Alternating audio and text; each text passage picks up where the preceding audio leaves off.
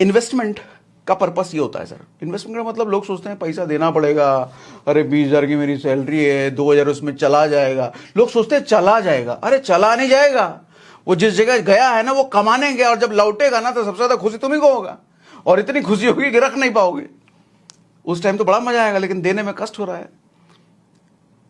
ऐसे ही लोग फिर 25-30 साल बाद कहते हैं, 40 की उम्र में, 45 की उम्र में, 50 की उम्र में, काश हमने 20 की उम्र में इन्वेस्टमेंट कर लिया होता तो आज नजारा ही कुछ होता। क्यों नहीं किया भाई, काहे नहीं किए?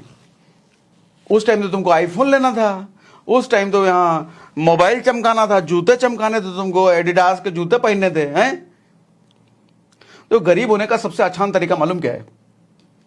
अपना पैसा दूसरों को दिखाने में खर्च कर दो कि आपके पास कितना पैसा है।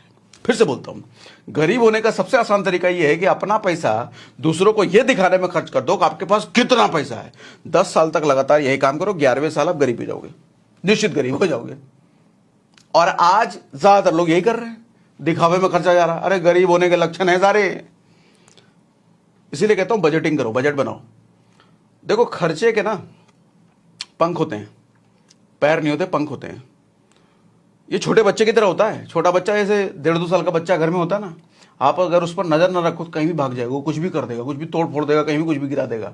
तो इसलिए गार्जियन नजर रखते हैं, अरे कहाँ गया कहाँ गया कहाँ गया, देखते रहते हैं। इसी तरीके से खर्चा होता है सर। अगर नजर नहीं रखोगे ना तो महीने के लास्ट में पता चलेगा, अरे इतना खर्चा हो गया, इतना खर्चा है तो हमने सोचा ही नहीं था, इस महीने बहुत खर्चा हो गया यार। नजर नहीं रखा ना तुमने। और नजर रखने का सबसे अच्छा तरीका बजटिंग, बजट बनाओ।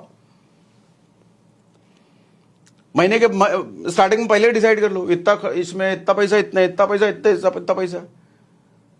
फिर जब खर्चा करने जाओगे ना वो दिमाग में रहेगा, अच्छा इसमें इतना ही देना है। एक्स्ट्रा खर्चा करने का मन करेगा, नहीं नहीं बजट में है ही नहीं, कहां से खर्चा करें।